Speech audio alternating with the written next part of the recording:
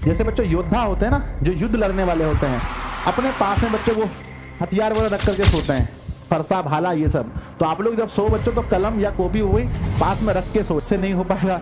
मुझे लगता है कि अगर बढ़िया से पढ़ा जाए ना, 60 दिन के अंदर 10th क्लास का सिलेबस 3 बार पढ़ा जाएगा। 3 बार, 1 बार नहीं, 2 बार नहीं, 3 बार पूरा जी जान झोंक दो। अगर ये 60 दिन बीत गया ना बच्चा, फिर जिंदगी में 60 दिन कभी नहीं आएगा। आप रोते रह जाओगे, कुछ भी करोगे, कभी नहीं आएगा वापस।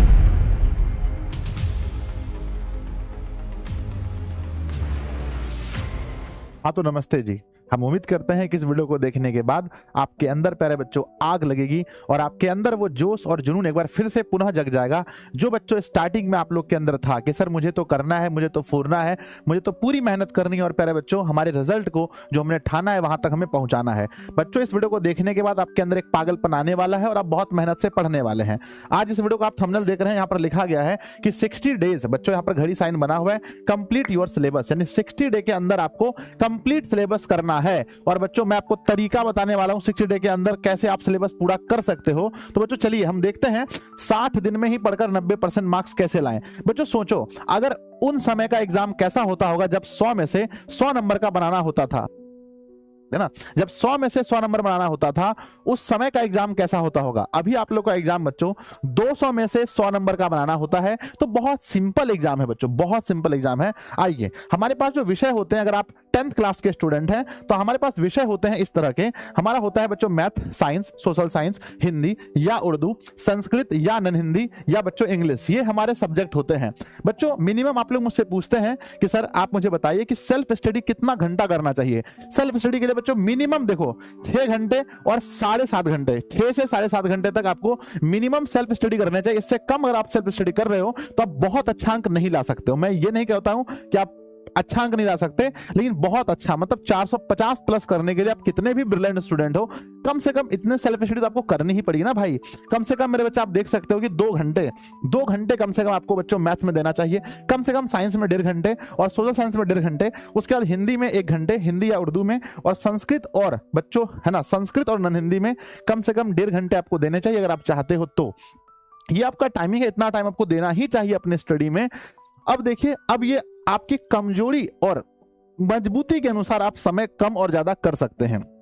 मान लीजिए कि मेरा मैथ अच्छा है तो मैं 1 घंटा ही दूंगा, और मेरा अगर मैथ कमजोर है तो मैं मैथ को 2 की जगह 2.5 भी दे सकता हूं। ठीक है, ये डिपेंड करता है आपके ऊपर। अब ये बच्चों अंतिम मौका है, अंतिम दाव है खेलने का। आप सब कुछ लगा दो। आप कभी शतरंज के बारे में सुने हो मेरे बच्चे? अंतिम जब समय आता है ना, तो जितने भी आपके पास मतलब मुख्य चीजें होते हैं सबको लगा देना पड़ता है, आगे भेजना पड़ता है ना।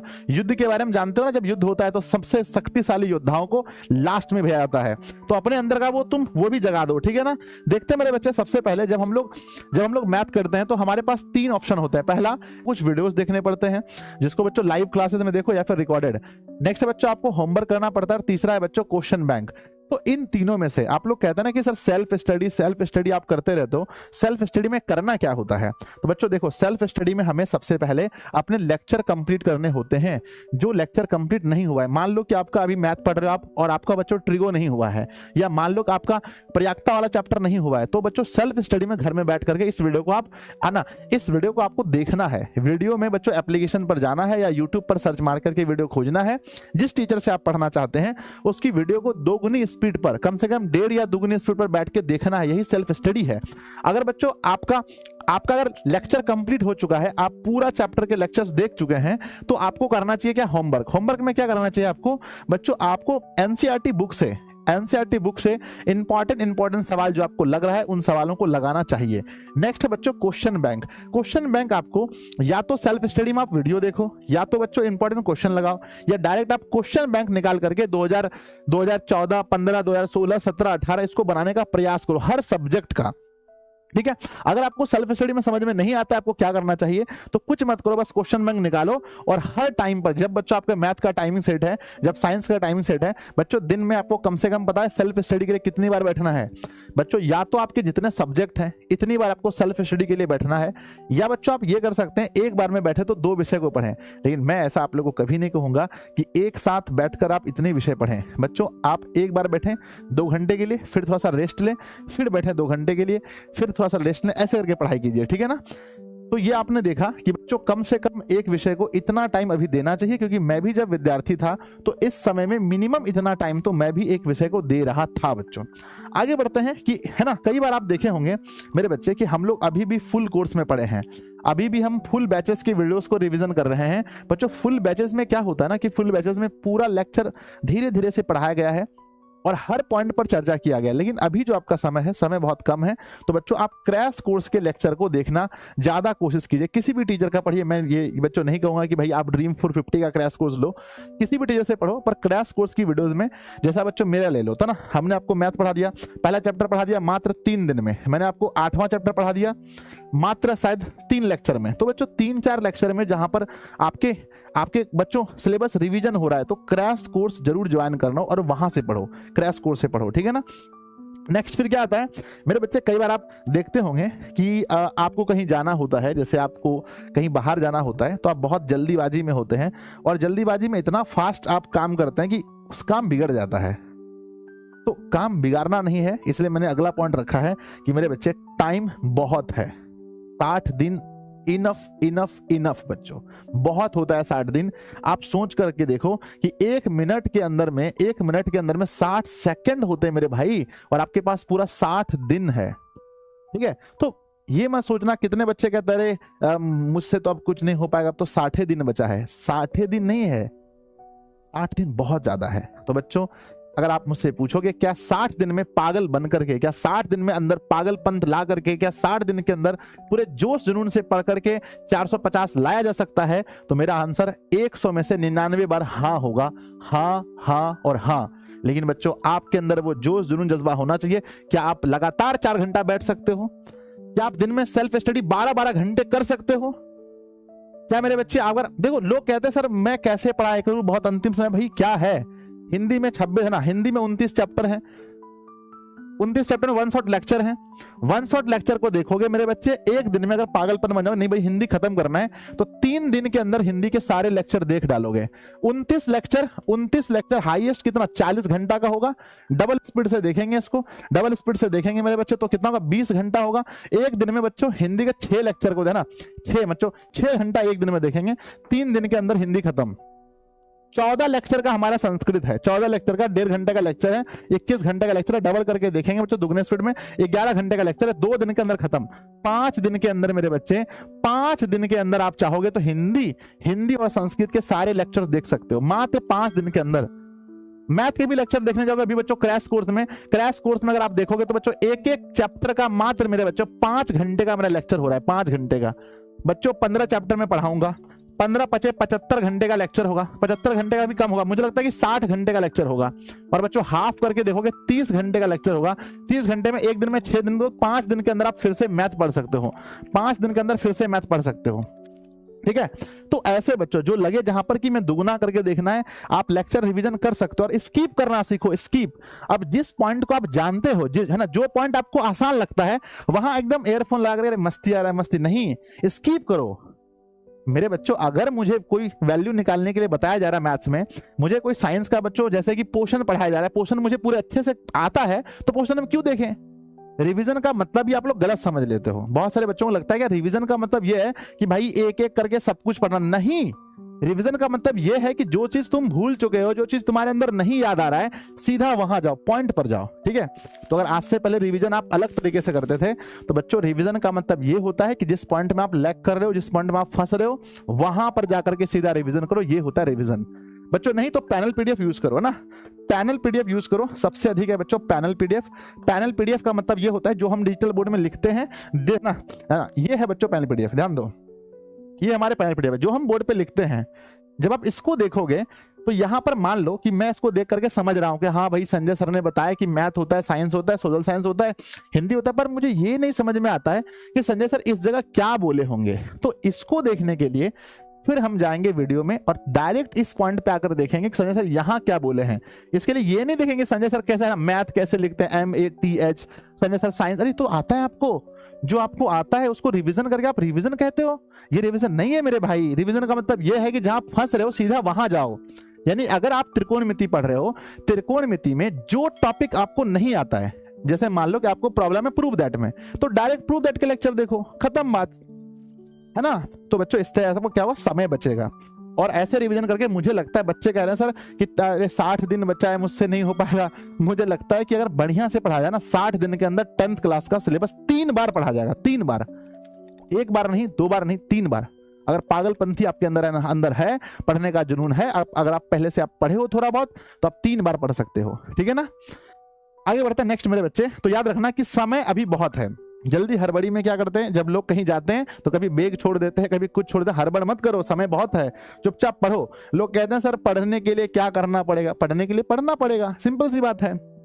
नेक्स्ट मेरे बच्चे कहते हैं कि 2 मंथ में बच्चों मेडिकल निकल सकता है। मेडिकल मतलब बच्चों कह सकते हैं नीट की एग्जाम है ना, जो नीट का पेपर होता है, जो JEE का पेपर होता है बच्चों, ये 2 महीने के अंदर निकल सकता है। ऐसा हम नहीं कहते हैं, ऐसे स्टूडेंट ने निकाल कर दिखाया है ना। बहुत सारे बच्चों के इंटरव्यू रखे हैं जहां पर उन्होंने एफर्ट डाला है और 2-2.5 महीने के अंदर बच्चों रिजल्ट ला के दिखाया है।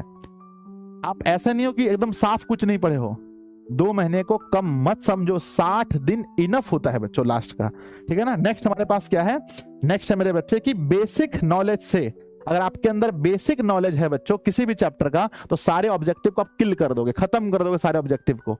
सारे ऑब्जेक्टिव का बच्चों अगर कोई अच्छा पब्लिकेशन का ऑब्जेक्टिव बुक भी खरीद लेते हो आप बच्चों, क्वेश्चन बैंक के ऑब्जेक्टिव ला लो तो नहीं बच्चों, तो रात है ना। नहीं तो बच्चों लास्ट मेरा एक सीरीज आता है रामबाण सीरीज। बच्चों मैं आपकी जिम्मेदारी लेता हूं 100% ऑब्जेक्टिव सही कराने की। तो ऑब्जेक्टिव के बारे में सोचना मत, मैं इतनी प्रैक्टिस कराऊंगा आपको। जब रामबाण सीरीज जनवरी महीने में लेकर आता हूं, वहां बच्चों मैं रामबाण आपको करवा दूंगा। मेन है बच्चों क्या कि डीप नॉलेज और थिंकिंग चाहिए सब्जेक्टिव के लिए। तो बच्चों किसी भी चैप्टर का सब्जेक्टिव बनाने के लिए ही आपको डीप नॉलेज चाहिए। ऑब्जेक्टिव तो ऊपर ऊपर पढ़ने से भी हो जाता है।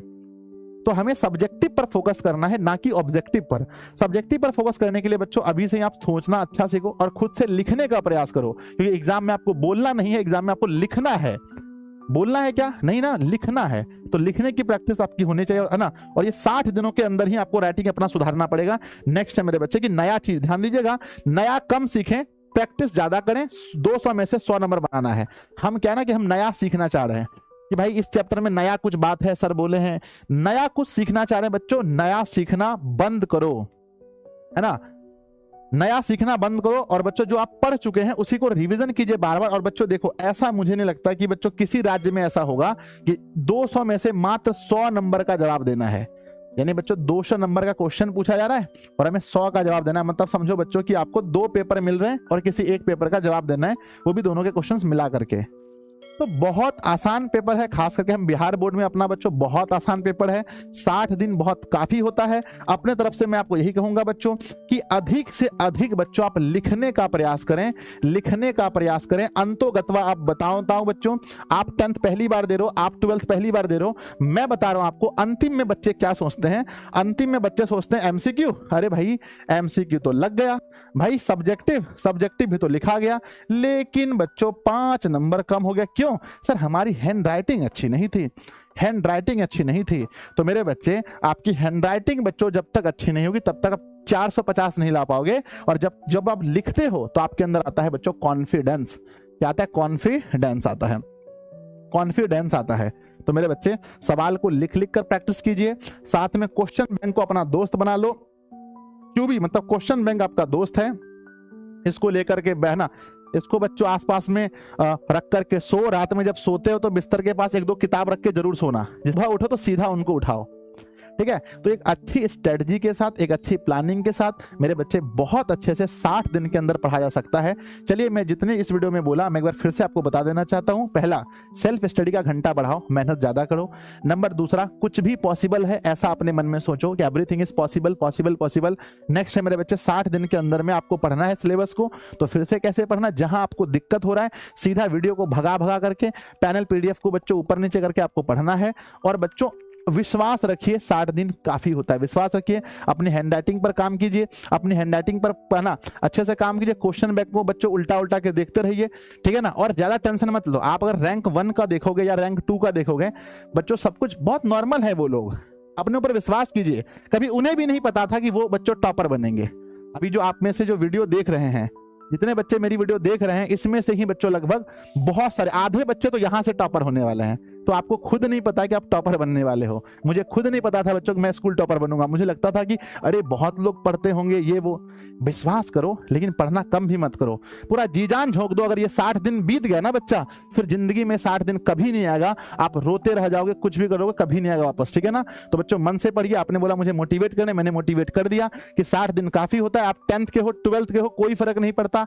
आप बच्चे एक रूटीन फॉलो करो, अच्छे से पढ़ाई करो, रिवीजन करने का तरीका अपना चेंज करो। मेरे बच्चों कहते हैं कि अगर मंजिल पाने में अगर आप मंजिल नहीं पा सकते हो तो मेरे बच्चे मंजिल को नहीं बदलो, रास्ता बदलो। तो तरीका बदलो, मंजिल वही है। अभी भी ड्रीम 450 प्लस था, ड्रीम 450 प्लस है, और दिशा के पढ़ने वाले हर बच्चे का सपना ड्रीम 450 प्लस रहेगा। तो जय हिंद बच्चों, मिलते हैं अगली वीडियो में। तब तक के लिए आप पढ़ते रहिए, हंसते रहिए, मुस्कुराते रहिए। वीडियो अगर आपको अच्छा लगे तो अपने सभी दोस्तों में शेयर कीजिएगा, और आप लोग बच्चों इसे फॉलो जरूर कीजिएगा। धन्यवाद आप सभी का।